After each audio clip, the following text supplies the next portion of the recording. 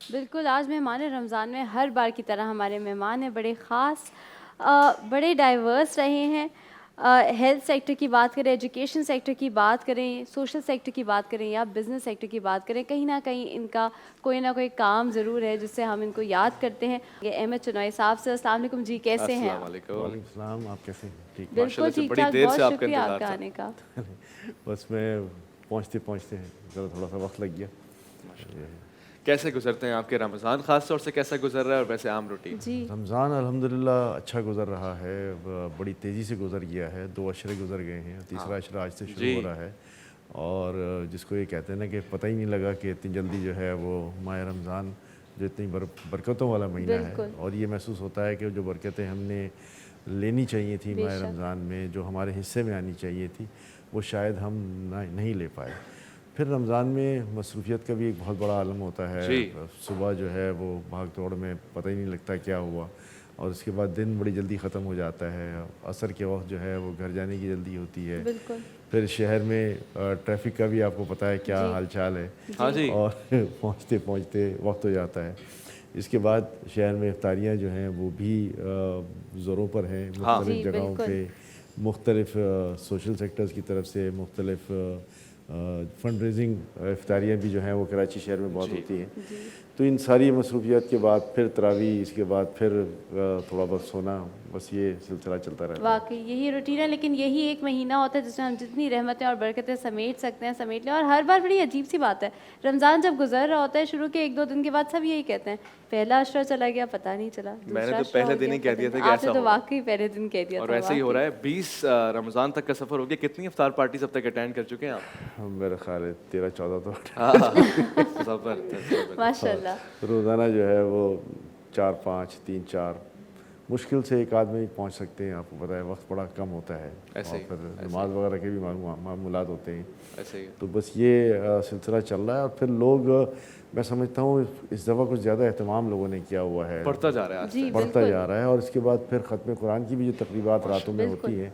وہ 6 رمضان کے بعد سے اس کا سلسلہ شروع ہو گیا ہے، چھٹی شب کے بعد۔ تو وہ چھٹی میرے خیال ہے 8ویں، 10ویں، اس کے بعد 12ویں، 14ویں، 15ویں، پھر 17، 18، 20، تو پھر اس میں ایک سحری کا بھی اہتمام ہونے لگ گیا ہے۔ جی تو نہ صرف افطاری بلکہ اب تو سحریوں کا بھی جو ہے وہ خاصا جی، اہتمام ایسے ہی کراچی شہر میں ہوتا ایسے ہی ہے، اور اس میں بڑی بڑی مصروفیت بھی ہو جاتی ہے۔ میں سمجھتا ہوں رمضان میں نیند بڑی کم ہوتی ہے لوگوں کی، جی اور لوگ بھاگ دوڑ میں زیادہ لگے رہتے ہیں کہ بھائی جلدی جلدی ساری چیزیں کر لیں۔ اس کے بعد شہر میں بھی ایک بڑا ہنگامہ سا لگا رہتا ہے، ٹریفک کا بھی ہنگامہ ہوتا ہے، کہیں اگر کچھ لینے جانا ہے تو بھی جو ہے وہ لوگوں کا ایک ازدحام نظر آتا ہے۔ تو یہ ساری چیزیں میں سمجھتا ہوں رمضان کی ہی برکت ہیں، اور لوگ اگر یہ کہتے ہیں کہ جی رمضان میں رش زیادہ ہوتا ہے تو جی بھی اس کی برکت ہی ہے، میں سمجھتا ہوں۔ ایسے ہی بالکل، ایک طریقے سے تو برکت ہی ہے۔ اچھا، جس طرح کا آپ نے اپنا اسکیجول بتایا، روٹین بتایا، تو اس کو سن کے تو لگ رہا ہے کہ آپ کو ویسے تو ٹائم نہیں ملتا ہوگا کبھی گھر پہ ایک روزہ کھولنے کا یا گھر پہ ٹائم گزارنے کا، لیکن اگر بائی چانس کسی دن آپ گھر پر ہوتے ہیں تو رمضان میں کیا پریفر کرتے ہیں؟ کیا آپ کہتے ہیں کہ آج میں کھانا بناؤں گا، یا آپ کہتے ہیں کہ میرے پسند کے کھانے بننے چاہیے، کیا ہوتا ہے؟ دیکھیں رمضان میں جب ہم گھر پہ، بلکہ خواہش یہ ہوتی ہے کہ جی گھر پہ افطاری ہو، گھر کہ پہ افطاری کریں، لائٹ بالکل افطاری ہو جائے، اور اس کے بعد پھر کھانا بھی بڑا لائٹ سا نماز کے بعد، مغرب کے بعد، اور کوشش یہی ہوتی ہے کہ جتنا منیمم ہو جائے، کیونکہ 4-5 گھنٹے بعد پھر سحری کا وقت ہو جاتا ہے۔ تو رمضان میں سمجھتا ہوں روزے کی جو ایک تاثیر ہے وہ یہ ہے کہ وہ آپ کے جسم کے نظام کو جو ہے وہ سال میں ایک دفعہ بالکل پیوریفائی اوور کرتا ہے، آلنگ ہو ڈیٹاکس جاتی کرتا ہے، ہے، بالکل پیوریفائڈ۔ تو اس پیوریفائنگ کو جو ہے اس پیریڈ کو ہم نے پورا یوٹیلائز کرنا چاہیے، نہ کہ جی اس میں بہت زیادہ مرغن کھانے کھا کر اور بہت زیادہ کھا کر اپنے صحیح کہہ آپ رہے کو اور خراب کرنا چاہیے۔ صحیح کہہ رہے بالکل تو روزہ ایک امتحان ہے کہ روزہ بہت ساری چیزوں سے ہمیں روکتا بھی ہے، ساری خرافات سے بھی روکتا ہے، اور اس کے بعد میڈیکلی بھی یہ پرووڈ ہے کہ روزے سے بہترین علاج کوئی نہیں ہے بالکل اگر آپ نے اپنے جسم کو پیوریفائی کرنا ہے۔ تو میں سمجھتا ہوں کہ یہ وہ وقت ہے جس کو یوٹیلائز کرنا چاہیے، بجائے اس کے کہ ہم مرغن کھانے پہ چلے ہوئے ہیں، ہم بالکل تلن جس کو کمپلیٹلی کہتے اگری، ہیں، فرائیڈ ایبسلیوٹلی آئٹمس پہ ہے، اس پہ بڑا کنسنٹریشن ہوتا ہے لوگوں کا۔ تو کھا لیں، تھوڑا تھوڑا کھا لیں، تو وہ ایک جس کو کہتے ہیں کہ یہ بھی ایک رمضان کی برکت ہے، لیکن پھر اس میں خیال رکھیں کہ آپ اپنے جسم کو بھی خیال کر سکتے ہیں۔ ایک ویٹ ریڈکشن بھی جو ہے وہ آٹومیٹکلی ہو جاتا ہے، وہ اللہ کی طرف سے ہی یہ سارا سلسلہ ہے، نظام۔ مگر ہم یہ سارا افطاری میں اتنا مرغن کھا کے اور سحری میں پھر مرغن کھا کے اور پھر بیچ میں تو یہ ساری جتنی بھی جس کو کہتے ہیں نا کہ ڈائٹنگ شیڈیول وہ ہم خراب کر دیتے ہیں. ہاں یہ بات ہے کہ یہ 15 گھنٹے کا آلموسٹ روزہ ہے پاکستان میں, کراچی میں فی الحال تو, اور اس کا ایک بہت بڑا میں سمجھتا ہوں جسم کا ایک پیوریفائنگ ایکٹ ہوتا ہے جس کو جو ہے وہ مینیج بھی کرنا چاہیے. اور روزہ میں دیکھتا ہوں بہت سارے لوگ روزے کو اوائڈ کرتے ہیں, وہ کہتے ہیں کہ جی میڈیکلی میرے لیے ٹھیک نہیں ہے, فلاں نہیں ہے. لیکن میں سمجھتا ہوں کہ جو اگر شوگر کا پیشنٹ بھی ہے, ڈائبٹک بھی ہے, اس کے لیے بھی بہت اچھا ہے کہ اس کو یہ موقع مل جاتا ہے کہ وہ صحیح طریقے سے جو ہے وہ ڈائٹ بھی کر سکتا ہے. اور اس میں کوئی ایسی بات نہیں ہے کہ جی شوگر لیول آپ کا لو ہو بلکہ جاتا ہے. ہمیں تو اللہ تعالیٰ کا شکر گزار ہونا چاہیے کہ ہمیں رمضان دیا, ایک مہینہ دیا جس میں ہم روزے رکھ سکے. ویسٹ میں اگر آپ دیکھیں تو وہ انٹرمیٹنٹ فاسٹنگ کے نام پر, حالانکہ ان کو کہا نہیں گیا, لیکن ہیلتھ کے لیے انٹرمیٹنٹ فاسٹنگ کے نام پہ بھی روزے رکھتے ہیں. عرفان رمضان میں فی الوقت آیا ہے وقت ایک وقفے کا. وقفے کے بعد ہمیں آپ کا انتظار رہے گا. عرفان رمضان, عرفان رمضان.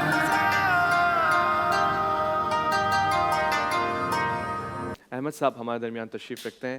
جب آپ چھوٹے تھے بچپن سے یہی شوق تھا یا اس وقت کچھ اور ذہن میں تھا, کیونکہ بچپن کے خواہش اور ضروریات دو الگ الگ شے ہیں؟ جب میں اس بات کو ریکال کرتا ہوں تو مجھے یہ محسوس ہوتا ہے کہ ہم نے ہمیشہ گھر میں بھی یہی تربیت لی کہ گھر کے کام کرنے ہیں, دوسروں کے کام کرنے ہیں. کوئی تقریب ہے تو اس میں ایز اے والنٹیئر جو ہے وہ, اس زمانے میں تو یہ اس طرح کے ہائی فائی ڈنرز نہیں ہوتے تھے, گھر کے لوگ ہی کام کرتے تھے یا جو بچے تھے وہی آگے آتے تھے. تو ہم اس میں بھی جو ہے وہ گھر کی تقریبات میں بھی خاص طور پہ بلایا جاتا تھا کہ یہ لڑکے کام کے ہیں, ان کو بلا لو, یہ شادی کی تقریب میں مدد دے دیں گے, یہ کھانا کھلانے میں مدد دے دیں گے. تو میرا خیال ہے یہی جذبہ جو ہے وہ آگے بڑھتا گیا. اور پھر جب پریکٹیکل فیلڈ میں آئے تو اس میں بھی چاہے وہ اسکول کے زمانے میں ہوں, چاہے کالج کے زمانے میں ہوں یا اس کے بعد کی زندگی ہو, کہیں نہ کہیں کسی نہ کسی سطح پہ جو ہے وہ لوگوں کے ساتھ کام کرتے رہے. اور پھر اللہ تعالیٰ نے ایک موقع فراہم کیا, ایک ایسا پلیٹ فارم دیا ہے جو میں سمجھتا ہوں کہ ایک بہت بڑا پلیٹ فارم ہے. لوگوں کی امیدیں, ان کی نظریں, ان کے حوصلے ہم سے جو ہے وہ مشروط ہوتے ہیں. اور چاہے کوئی بھی چھوٹی سی تکلیف ہو جائے, ان کو یہ اطمینان ہوتا ہے کہ 24 گھنٹے میں کسی بھی وقت فون اٹھا کے ان کو فون کر لیں گے اگر, تو وہ ہماری داد رسی ضرور سنیں گے اور ہمارے کام آ جائیں گے, چاہے وہ کسی قسم کا بھی کام ہو. دیکھیں میں سمجھتا ہوں کہ دوسروں کی امیدوں کا ہم سے وابستہ ہو جانا ہی ہمارا انعام اجر عظیم ہے. اور یہ حضرت علی کا بھی قول ہے, اور میں سمجھتا ہوں کہ مسلمانوں کا شیوا بھی یہی ہے. اور میری نظر میں جو ہمیں تعلیم دی گئی ہے وہ یہی دی گئی ہے کہ دنیا میں جینے کا جو فن ہے یا فن کے بعد اس کا مقصد ہے وہ یہی ہے کہ دوسروں کے کام آنا. واہ, جیو تو اس انداز سے کہ لوگ ذکر کریں اور جاؤ تو اس انداز سے کہ لوگ تمہیں یاد رکھیں. بچوں سے آپ خاص شفقت فرماتے ہیں. بچوں کا ایک سیگمنٹ ہمارے پاس ہے, بچوں کا یوں کہیے کہ بڑے ان سے بہت بڑی بڑی باتیں سیکھ جاتے ہیں. فاطمہ نہال آج ہمارے درمیان ہے اور یسرا ان کے ساتھ بیٹھی ہوئی ہیں. فاطمہ نہال کی طرف چلتے ہیں اور پوچھتے ہیں آج داستان رمضان میں کس کی داستان سنائیں گی؟ بالکل اویس, آج مہنور بھی ہمارے ساتھ بیٹھی ہوئی ہیں, لیکن آج مہنور ہمیں کہانی نہیں سنا رہی. آج مہنور نے کہا کہ میں نے بہت کہانیاں سنا دی, آج فاطمہ سے کہانی سنیں. تو فاطمہ کس حوالے سے کہانی ہے, آپ کی کہانی میں کیا نصیحت ہمیں ملے گی؟ رزق میں برکت.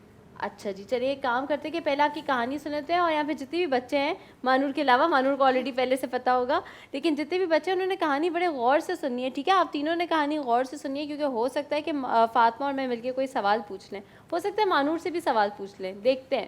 ٹھیک ہے جی, کہانی. السلام علیکم پیارے ساتھیوں, میں فاطمہ نہال آج آپ کو بہت ہی دلچسپ کہانی سناؤں گی جس سے آپ کو بھرپور سبق ملے گا اور اچھی باتیں سیکھنے کا موقع بھی ملے گا. تو آپ سب تیار ہیں میرا واقعہ سننے کے لیے؟ بالکل, ہم تیار ہیں. جیسا کہ آپ سب جانتے ہی ہوں گے کہ آپ صلی اللہ علیہ وآلہ وسلم اس دنیا میں ہمارے لیے رحمت للعالمین بن کر آئے, اور آپ صلی اللہ علیہ وآلہ وسلم نے ہمیں زندگی گزارنے کے آداب سکھائے.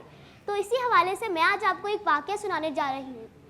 ایک دفعہ کا ذکر ہے کہ آپ صلی اللہ علیہ وآلہ وسلم کے پاس ایک امیر شخص آتا اور کہتا کہ یا رسول اللہ میرے پاس بہت دولت ہے لیکن وہ کم نہیں ہوتی, میں اس کو لوگوں میں بانٹ کے تھک گیا ہوں لیکن وہ کم نہیں ہوتی. اور لوگوں کو اتنی پارٹی ہے کہ اب میرے پاس اور بڑھتی چلی جا رہی ہے لیکن وہ کم نہیں ہوتی. تو آپ صلی اللہ علیہ وسلم مجھ سے پوچھتے ہیں کہ تم کھانا کس طرح کھاتے ہو؟ تو وہ شخص بولتا میں کھانا دسترخوان بچھا کے کھاتا ہوں. تو آپ صلی اللہ علیہ وسلم اس سے کہتے ہیں کہ تم چند دن تک بغیر دسترخوان کے کھانا کھاؤ. تو وہ شخص اسی طرح کرتا, وہ شخص بغیر دسترخوان کے کھانا کھاتا. پھر بھی اس کی دولت کم نہیں ہوتی بلکہ اور بڑھتی چلی جاتی. تو وہ آپ صلی اللہ علیہ وسلم کے پاس دوبارہ آتا اور کہتا کہ یا رسول اللہ میری دولت اتنی کی اتنی ہے, اس میں کوئی کمی پیشی نہیں آئی بلکہ وہ تو اور بڑھتی چلی جا رہی ہے. تو جیسا کہ آپ نے بتایا تھا میں نے اسی طرح کرا, لیکن وہ بڑھ رہی ہے, اب میں اور کیا کروں کہ میری دولت جلد سے جلد کم ہوتی جائے. تو آپ صلی اللہ علیہ وسلم اس سے کہتے کہ تم کچھ دن تک اونٹ پہ سفر کر کے کھانا کھاؤ. تو وہ شخص اسی طرح کرتا, وہ شخص اونٹ پہ سفر کر کے کھانا کھاتا. اور ایک دن کیا ہوتا کہ وہ اونٹ پہ سفر کر کے کھانا کھا رہا ہوتا تو اس کے چاول کا ایک دانہ نیچے گر جاتا, جس سے وہ بہت زیادہ پریشان ہو جاتا. وہ مٹی میں گر جاتا تو وہ بہت پریشان ہو جاتا. وہ اسے ڈھونڈنے کی کوشش کرتا لیکن اسے نہیں ملتا. تو پھر وہ چھنی لے کے آتا اپنے ساتھ اور پھر اسے ڈھونڈتا تو اسے ایک دانہ مل جاتا. پھر اس کے چھان کے چوم کے وہ شخص کھا لیتا اور صاف کر لیتا. تو آپ صلی اللہ علیہ وسلم کے پاس پھر وہ واپس آتا اور کہتا ہے یا رسول اللہ میری دولت اتنی کی اتنی ہے اور میری دولت کم نہیں ہو رہی بلکہ اور بڑھے جا رہی ہے. تو میں نے اسی طرح کرا, میں نے آپ کی بات پہ عمل کرا لیکن کچھ فرق نہیں نظر آیا. تو آپ صلی اللہ علیہ وسلم اس سے فرماتے کہ تمہارا کیا کوئی دانہ گرا تھا؟ تو وہ شخص کہتا جی ہاں میرا ایک دانہ گر گیا تھا جس کی وجہ سے میں بہت زیادہ پریشان ہو گیا تھا اور پھر میں نے چھنی سے وہ دانہ ڈھونڈا تو وہ دانہ مجھے مل گیا اور پھر میں نے اس کو چوم کے صاف کر کے کھا لیا. تو آپ صلی اللہ علیہ وسلم اس بات پہ فرماتے ہیں کہ اب تمہاری دولت کبھی کم نہیں ہوگی. تم اتنے اچھے سے اس کھانا کھاتے ہو, اتنے اچھے سے سنت نبی پر عمل کرتے ہو اور اتنے عزت کے ساتھ کھانے کھاتے ہو تو تمہاری دولت بڑھتی چلی جائے گی لیکن کبھی کم نہیں ہوگی. تو پیارے بچوں آپ سب کو اس کہانی سے کیا سبق ملتا ہے؟ کیا سبق ملتا ہے؟ مانور کے علاوہ پہلے سب بتائیں گے, کوئی بتا سکتا ہے؟ آپ دونوں میں سے کون بتا سکتا ہے؟ آپ کا نام کیا ہے؟ کیا نام ہے آپ کا؟ ایمان. ایمان آپ کتنے سال کی ہیں؟ 7. اور آپ کے ساتھ جو بالکل ایمان کی کاربن کاپی لگ رہی ہے پیچھے وہ کون ہے؟ آپ کا نام؟ عمل. امل. امل آپ کتنے سال کی ہیں؟ 9. ویسے لگ تو بہت سیم رہے ہیں دونوں, کلر بھی سیم پہنا ہوا ہے. کہانی سے کیا سبق ملتا ہے؟ کچھ تو پتا ہوگا. مانور سے سن لیں. آپ کا نام کیا ہے؟ عبدالرافع. آپ بتا سکتے ہیں کہانی سے کیا سبق ملتا ہے؟ کہانی سے یہ سبق ملتا ہے کہ ہمیں کھانا نہ صحیح طریقے سے کھانا چاہیے. ہاں, ضائع نہیں کرنا ضائع چاہیے. نہیں کرنا چاہیے اور نہ طور طریقے سے کھانا چاہیے, کھانے کے آداب میں. بالکل. مانور سے سنیں, اجازت ہے آپ کی؟ جی مانور. ہمیں کھانا ہمیشہ دسترخوان بچھا کر کھانا چاہیے اور نیچے بیٹھ کر کھانا چاہیے, یہ سنت ہے. یہ سنت ہے, بے شک یہ سنت ہے, ماشاءاللہ. جی اور آپ اگر بتائیں. آپ اسی طرح کھانا کھاتے رہیں گے تو آپ کے رزق میں اضافہ ہوگا, آپ کے مال و دولت میں اضافہ ہوگا اور آپ کے رزق میں برکت بھی ہوگی. بالکل. اور اس کہانی سے یہ بھی سبق ملتا ہے کہ کافی بار یہ ہوتا ہے کہ جب ہم لوگ کھانا کھا رہے ہوتے ہیں چیزیں گر جاتی ہیں اور ہم اسی کے اوپر جو نا چلتے پھرتے چلے جاتے ہیں, ہم اس کو صحیح طریقے سے صاف نہیں کرتے. بلکہ حضور پاک تو یہ بھی کہتے ہیں کہ اگر کھانا گر بھی جائے اور اگر صاف ستھری جگہ پہ گرا ہے تو آپ اس کو صاف کر کے اللہ تعالیٰ کے کھا سکتے ہیں. گندی روٹی جو ہوتی تھی اس کو بھی چوم کے کھا لیتے تھے. بالکل. نالی وغیرہ میں روٹی گری ہوئی ہوتی تھی تو یا رسول اللہ صلی اللہ علیہ وسلم اس کو کھا لیتے تھے چوم کے. تو ہمیں بھی اسی طرح کرنا چاہیے. بالکل. اور کھانے کی جو بھی بےدبی کرتے ہیں تو کھانا بھی کبھی کبھار رزق بھی ناراض ہو جاتا ہے. جی اویس, کہانی آپ سے سنی, آپ بتانا چاہیں گے آپ نے کیا سبق سیکھا؟ بہت خاص سبق تھا آج. احمد صاحب بھی میرے درمیان یہی بیٹھ کے کہہ رہے تھے کہ ان بچوں نے بہت خاص پیغام دیا ہے. اگر ہم روٹی کی قدر نہیں کریں گے تو کیا ہوگا؟ روٹی ہماری قدر نہیں کرے گی. ہر شے, چاہے وہ وقت ہو, رزق ہو, اگر ہم قدر نہیں کریں گے تو ہم سے چھن جائے گی. اس سے پہلی امتوں کی جو بدحالی رہی ہے وہ اسی وجہ سے رہی کہ وہ روٹی کی قدر نہیں کرتے تھے. اچھا, آپ کے گھر میں دسترخوان کیسے سجتا ہے؟ وقت تو کم دے پاتے ہوں گے فیملی کو. جی بالکل کم دے پاتا ہوں, لیکن جتنا بھی وقت دیتا ہوں اس میں کوشش یہی ہوتی ہے کہ جو ہماری روایت ہیں مل کر بیٹھ کر کھانے کی, اور اس میں جو طور طریقے ہیں جو بچوں کو اپنانے چاہیے, چونکہ ہماری تربیت بھی اسی ماحول میں ہوئی ہے تو ہم چاہتے ہیں کہ وہی تربیت ہم اپنے بچوں کو آگے دیں. تو وہ دینے کی کوشش کرتے ہیں. اور الحمدللہ رمضان کا جب یہ سماں ہوتا ہے, افطاری کا وقت ہوتا ہے, تو افطاری کے وقت سے پہلے جمع ہو جاتے ہیں, دسترخوان سج جاتا ہے اور افطاری سے پہلے جو دعائیں ضروری ہوتی ہیں وہ ادا کی جاتی ہیں. اور ساتھ ساتھ جب افطاری ہوتی ہے تو کوشش یہ کی جاتی ہے کہ جو میں سمجھتا ہوں کہ